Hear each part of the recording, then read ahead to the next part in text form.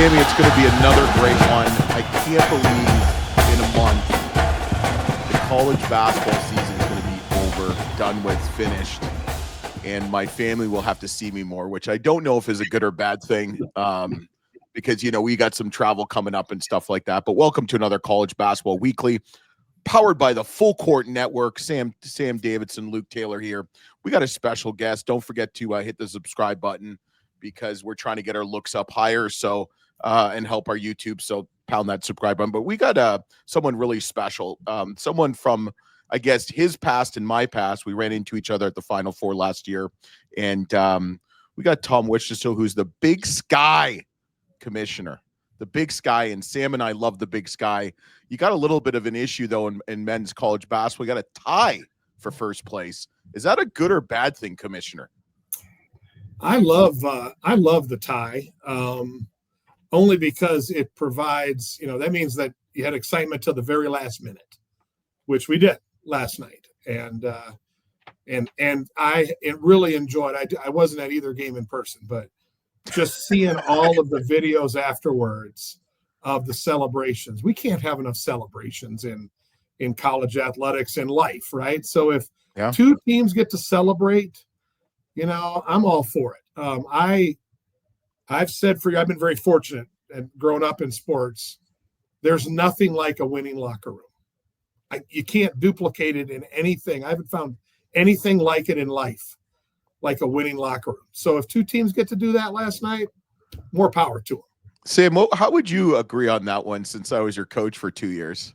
Was it better when it was a winning? No, it actually kind of struck home, because I'm like, okay, like, we were both college athletes. You were also a coach after you graduated, and that locker room experience, you try to duplicate it throughout your life, and corporations try to hire college athletes to try to duplicate that kind of culture, but it's never 100% the same, right? You have that brotherhood or sisterhood, and it's like, those hours you spend on the vans together, the hours you spend at the 5 a.m. workouts and the late flights getting back to your dorm room and calling your parents and everything like that. It's like when you're able to actually celebrate towards the end of the season and said, hey, like, we didn't know where we were going to be 7 months ago or 8 months ago, and here we are.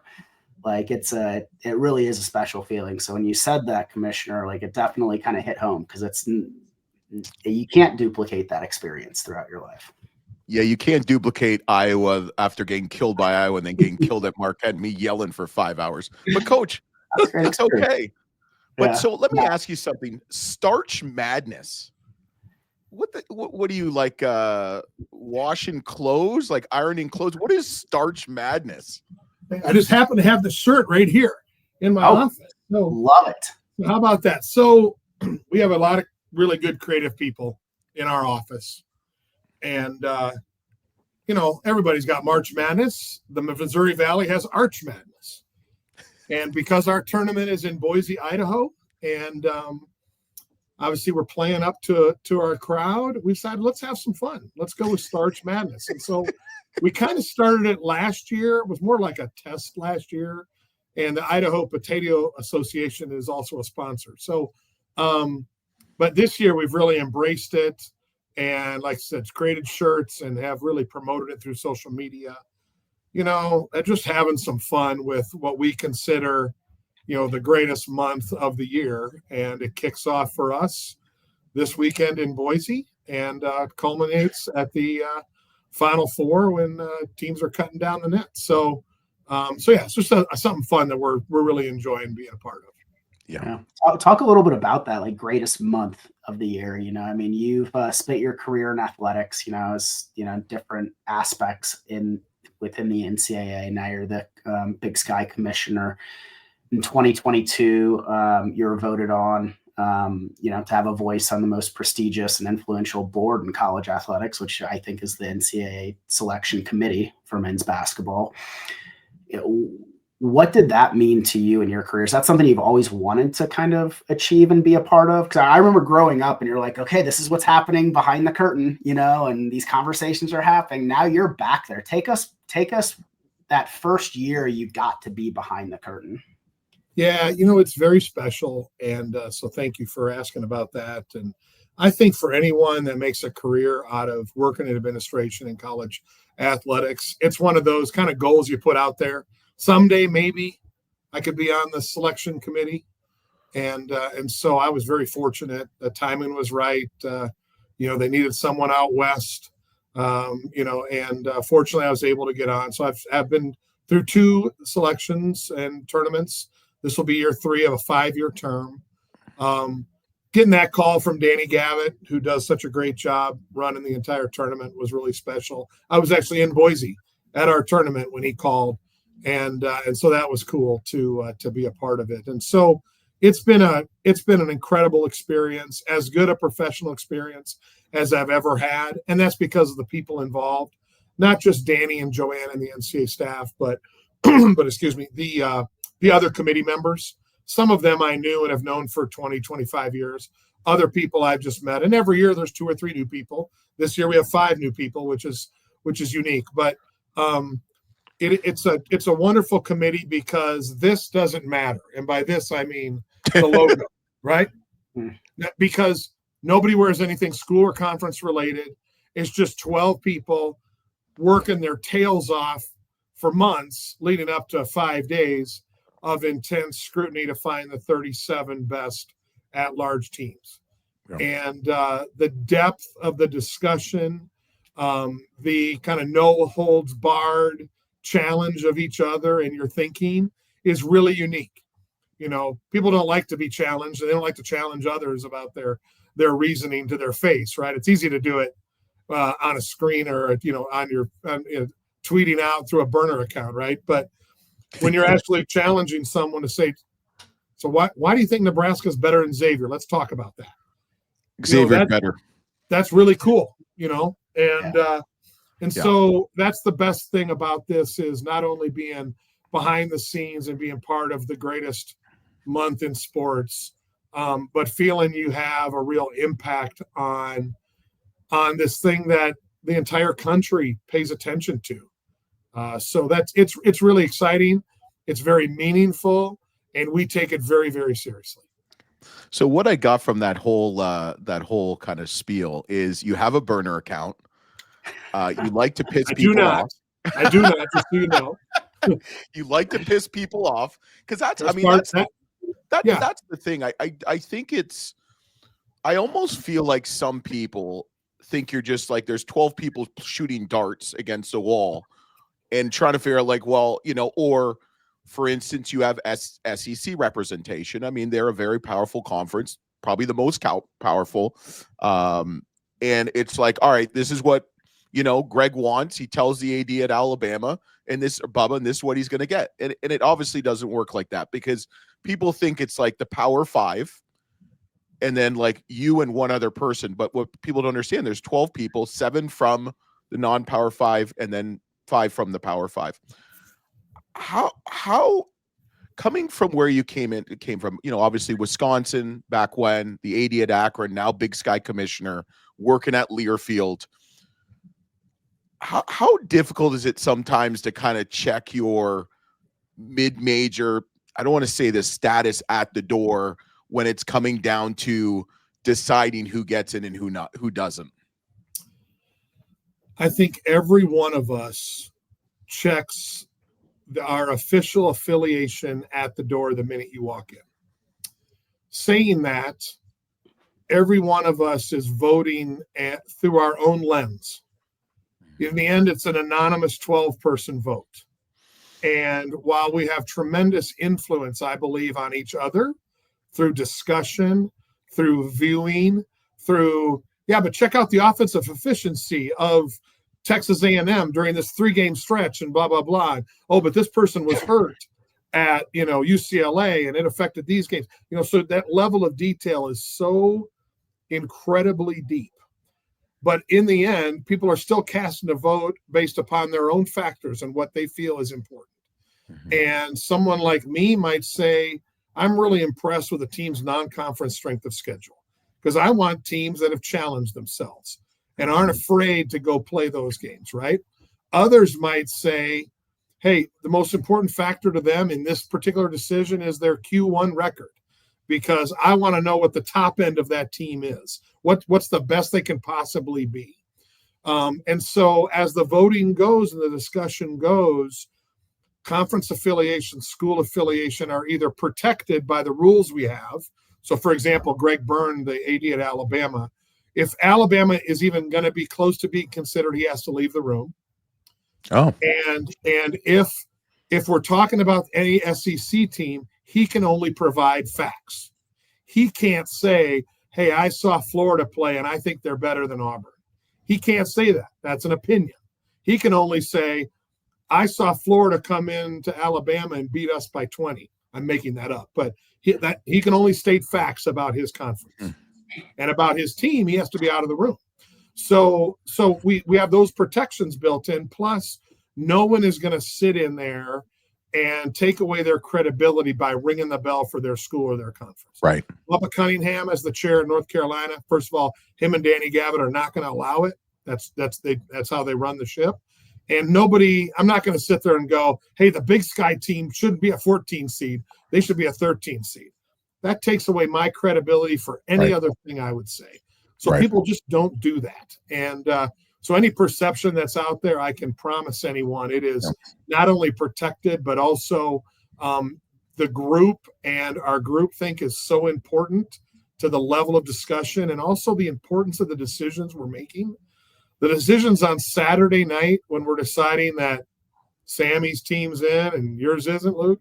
I mean, those are excruciating decisions that happen at 11 o'clock, midnight on Saturday night. And, like I said, we take that very, very seriously. Yeah. You guys should never stop in Terre Haute, Indiana, though, especially in the next year or two. That was a rough one. How much I understand. How much are you guys evolving as a committee with all the different metrics that are coming out, right? You've got net rankings, you have KenPom. Like, I feel like there's just so many different metrics and different weight is held depending on who you ask, right? How much do you pay attention to that stuff? Metrics are important because they tell a story. We have 7 official metrics that we can use in the room. And some of them are results-based and some of them are predictive-based. And so they each tell a story about an individual team. Taken as a group, they can kind of give you a guide. But beyond that, they don't do a lot because it still comes down to Team A and Team B, and what's the comparison? What are you trying to do? Are you trying to decide, is this team a 3 seed and that team a 4 seed? Are you having a seeding discussion? Are you having a discussion of whether they're in the tournament or not? And and then, like I said, in the end, it's still 12 people casting an anonymous vote based upon the factors that they feel are most important at that moment. Yeah. So I love the metrics we have. We have a couple of new ones this year. I think the wins against the bubble is really good that we are using, and that's new. I think Torvik is new as well. And I think that his addition has been really strong. So they're great guides for our discussion and things we talk about, but they're not a decision maker. Right. Nobody is voting for Team A over Team B because they're one more point higher on KenPom. That's interesting. So how much basketball are you watching now? More than I should probably say. It's I'm probably watching. It's unique. First of all, I can watch the games that are on TV just like anybody. Yep. And if there's compelling games on or teams I want to see, maybe I haven't seen enough of Team A or Team B, then I'm going to watch that for sure. We also have a Synergy account. Each of us does. So I can go back and watch, let's say I'm going to watch Georgia and I want to watch just their offensive possessions or their last 2 games. I can plug that into the iPad and watch an entire game in about 15 minutes of their offensive possessions. And so, those are the types of things that from a unique standpoint, I want to look at. And so I've certainly focused my last, few weeks on the bubble, the teams that are on the bubble right now. And I expect them to be on the bubble when we're there next week as well. So spending a lot of time watching them and really trying to understand who are the best teams, not the most deserving teams, but the best teams. And are we putting the best teams in the tournament?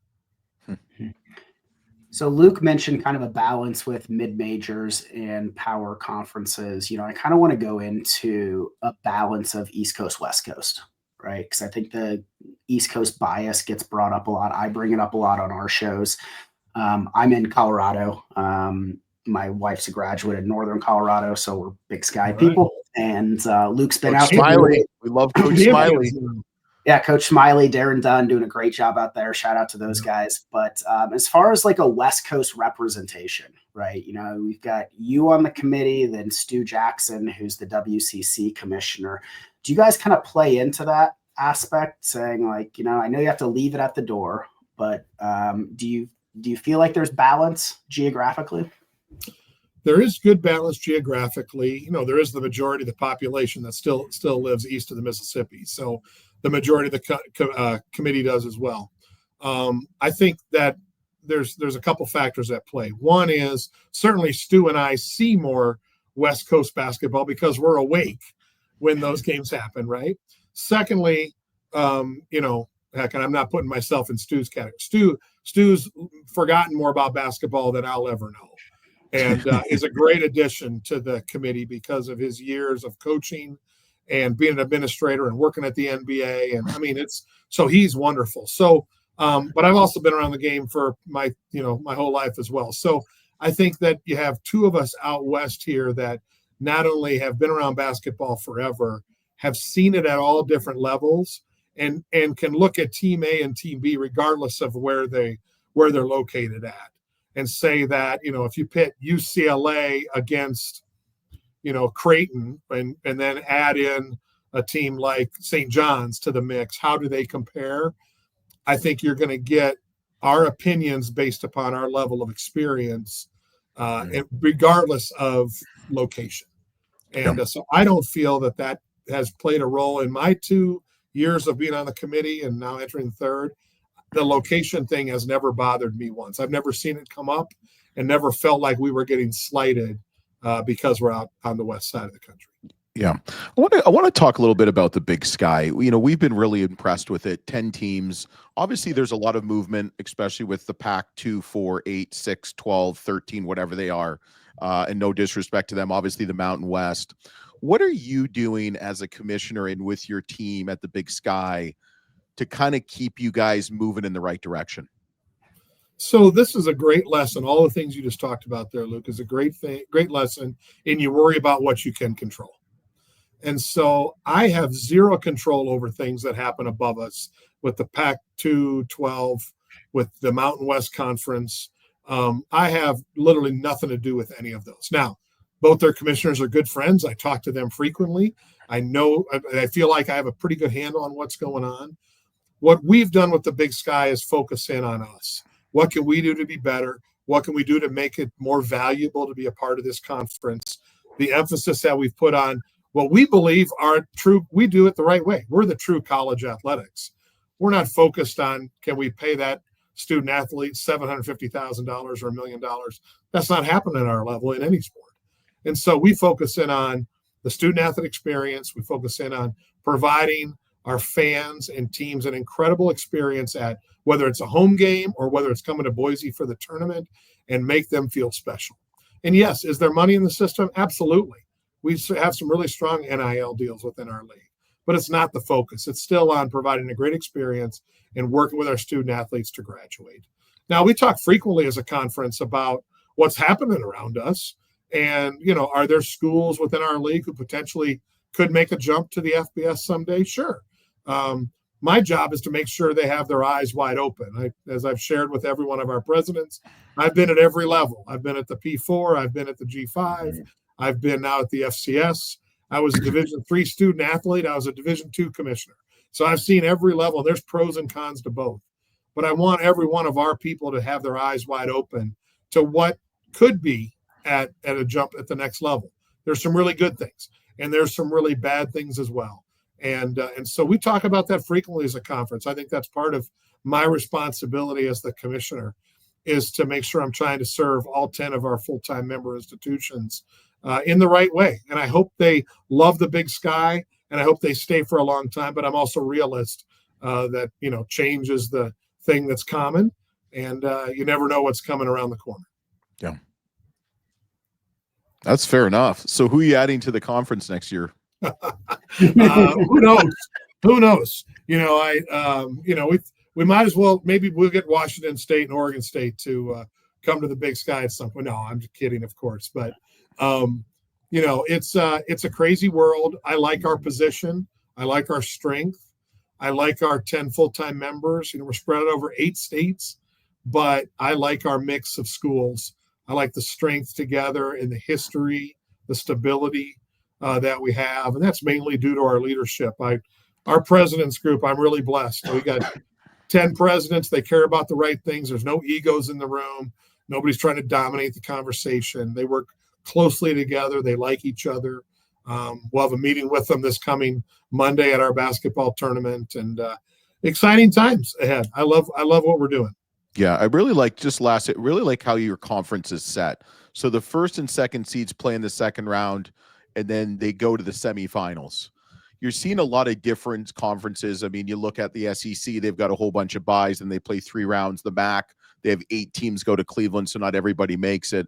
The Sun Belt, you're pretty much in the you're in the semifinals if they're first and second seed. How do you like your format? I mean, do you think it benefits? Because I just feel like there's not a lot of emphasis on the 10 or 11 conference schedule for mid-majors and how difficult it is. I mean, do you like how your kind of conference is set up for the tournament? I like what we do because we're trying to do 2 things, and I think we accomplish it in the best way possible. One is we want to give a reward to the top seeds. So, we do that because they play the winners of the bottom 4. And then if they win, which, they should by the favorite status, then they get a bye to the semis, to your point. We also need to recognize in our league that the difference between the top and the bottom is typically not that far. This is not like it was in the Big Ten when I was there. The gap was huge. Here in the Big Sky, because we're all funding basketball at an approximate level, the difference between the top and the bottom is not that much. So that's why we don't do what some of the other conferences do that give, that teams from the bottom would have to win like 5 games to get to the semis. No. Mm-hmm. So we're trying to strike that balance of rewarding the teams that have done the best, but also provide a platform for the other teams, which aren't that far behind. If they put a run together, they can make it, they can do it. And that's happened. Our number 1 seed has lost the last 3 years in the first game that they've played. So who's the number 1 seed if they're both tied?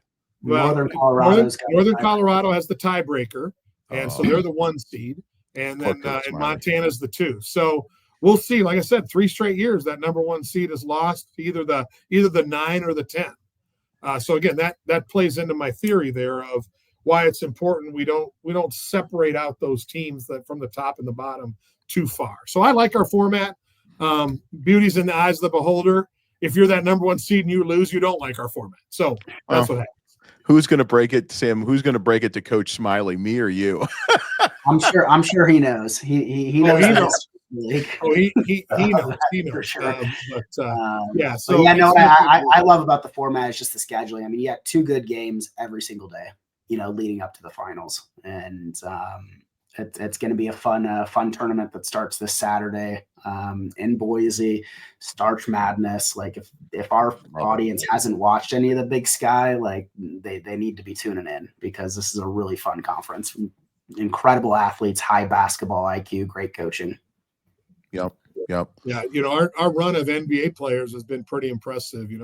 Dylan Jones came out. Last year was a draft pick of the Oklahoma City Thunder, and then obviously we the years we had of Dalton Connect was pretty special before he went to Tennessee, and so who knows who's coming out of this, but it's going to be an exciting tournament. Yep, Tom. So thanks so much. You're going to stick with us one more second while we upload. Let's get back to the show and appreciate it. Don't forget to watch a little Big Sky basketball and check out Commissioner Tom as he either makes dreams come true or breaks hearts in the next couple of weeks. 1,